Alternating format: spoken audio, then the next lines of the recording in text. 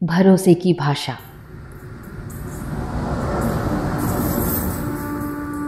चंद्रपुर का railway station. रात के करीब 1 या 1:30 बज रहे थे। प्लेटफॉर्म पर वही लोग बैठे थे जिन्हें ट्रेन का इंतजार था। भीड़ अधिक नहीं थी, इक्का दुक्का बेंचों पर ही कोई बैठा था, ज़्यादातर खाली ही पड़ी थी। नागपुर की ओर जाने वाली एक ट्रेन आने वाली थी। मैं एक बेंच पर अपनी धुन में रहता हूँ वाली सिचुएशन में बैठा हुआ ट्रेन का इंतज़ार कर रहा था। मुझे वर्धा जाना था। मुझे अपनी ओर आती हुई एक स्त्री दिखी। अपनी ओर इसलिए कहूँगा क्योंकि वो आखिरी बेंच थी जिस पर मैं बैठा हुआ था। उसने सामने से गुजरते हुए मुझे देखा और आगे बढ़ गई, लेकिन कुछ दूर जाकर वापस आई और आकर मेरे बैग के बगल में अपनी प्लास्टिक की थैली रख दी जिस पर कुछ लिखा हुआ था।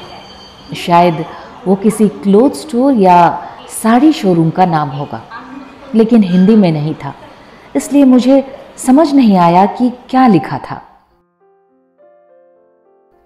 वो मंझोले कद की थी, साधारण सी साड़ी पहन रखी थी, रंग पक्का था, चेहरे पर चिंता थी लेकिन आत्मविश्वास भी।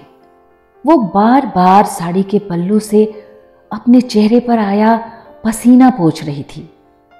उसने मुझे संबोधित करते हुए कुछ कहा, लेकिन मुझे समझ नहीं आया।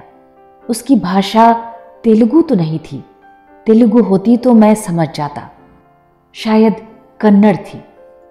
मैंने उसकी ओर बिना कुछ कहे इस भाव से देखा कि मुझे समझ नहीं आया तुमने क्या कहा। उसने दोबारा कहा तो इस बार मैंने हिंदी में जवाब दिया कि मैं समझ नहीं पा रहा हूं। अपनी भाषा का न पाकर वो चुप हो गई, लेकिन बेंच की खाली जगह पर ही बैठी रही।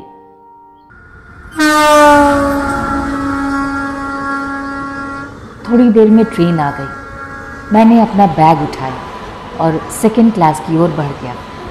वो भी मेरे पीछे थी। डब्बे में काफ़ी भीड़ थी। मैं चढ़ा तो मेरे पीछे पीछे वो भी चढ़ गई। पता नहीं क्यों, पर मुझे ऐसा लग रहा था कि जैसे वो हाव भाव से यह दिखा रही थी कि हम दोनों साथ हैं। मैं जैसे तैसे जगह बनाकर खड़ा हो गया, बैग पैरों के पास रख लिया। वो भी मेरे पास ही खड़ी हो गई।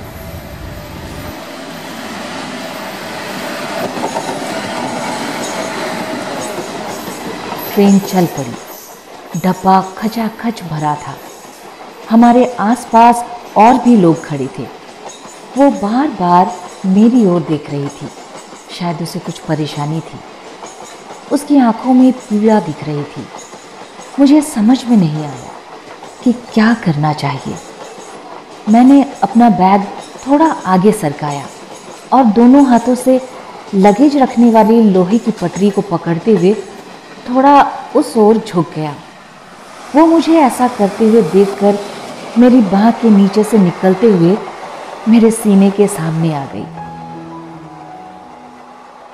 अब वो मेरी फैली हुई बाहों के बीच में थी। उसने चेहरा उठाकर मेरी ओर देखा और हल्के से मुस्कुरा दी, जैसे शुक्रिया अदा कर रही हो।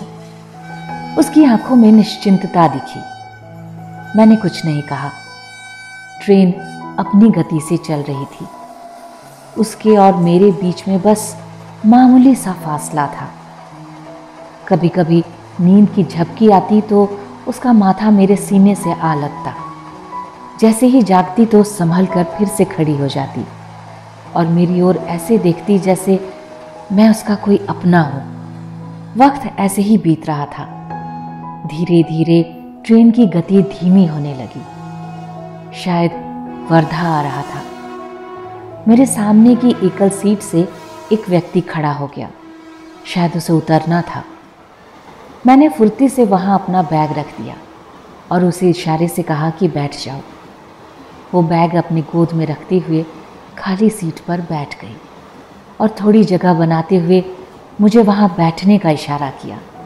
मैंने ना में सर हिलाते हुए उसे समझाया कि मुझे यहाँ उतरना है। यह समझकर वो रुआंसी सी हो गई। एक बार मेरी ओर देखा, फिर खिड़की से बाहर देखने लगी।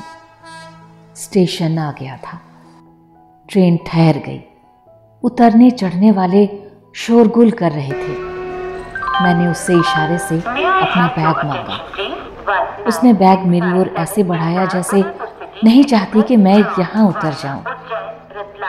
मैंने बैग लिया और नीचे उतर गया। सामने टी स्टॉल थी।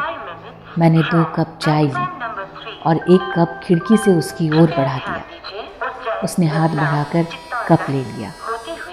ट्रेन ने चलने का हॉर्न दिया तो उसने मुझे यूं देखा जैसे आंखों में भरकर अपने साथ ले जाना चाहती हो।